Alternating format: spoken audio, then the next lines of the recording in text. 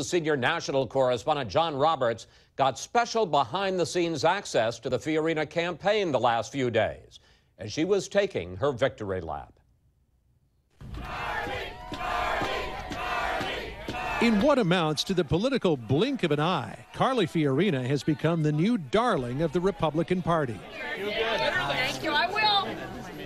So what's different since the first debate or before the first debate? In terms of the number of people who are coming out? Well, the difference in the number of people is huge.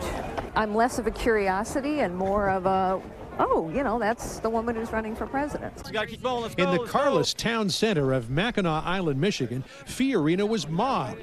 Fans who watched her debate performance at the Reagan Library angling for the chance to say they saw her, they spoke to her, they touched her.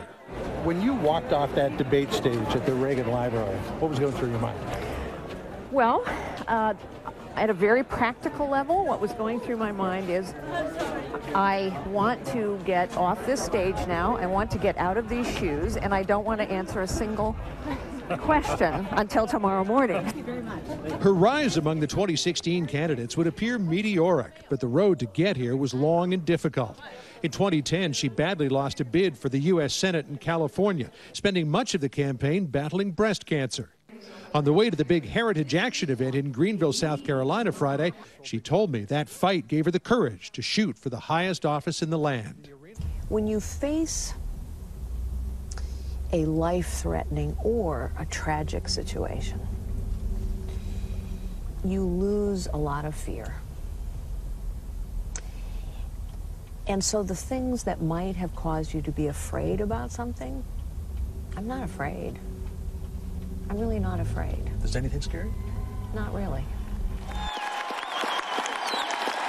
How do you feel when you come in here when you're about to give the speech? Palpitations? Well, not palpitations, but I feel focused. I feel excited.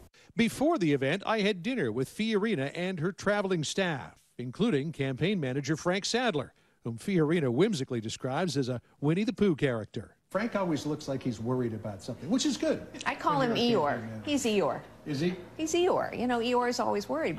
Often misinterpreted as stern, even cold in public, Fiorina smiles plenty, even laughs. But with some new polls showing her leading the pack, Eeyore and the rest of the team may have a whole new set of worries to contend with. A lot of people are going to be saying some unkind things. Yep. Won't be the first time. I led Hewlett-Packard during a very difficult time. And many people said unkind things. I battled cancer. I buried a child. When you go through things like that, you really have perspective. It was the death of Fiorina's stepdaughter that provided one of the most poignant moments of last week's debate.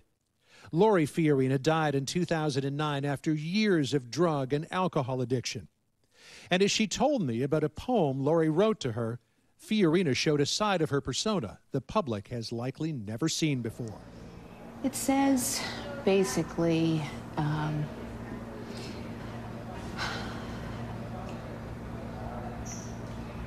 don't tell you enough I love you.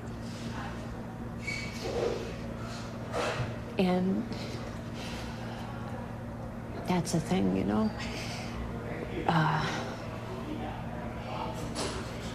When you lose someone, you realize we never say enough.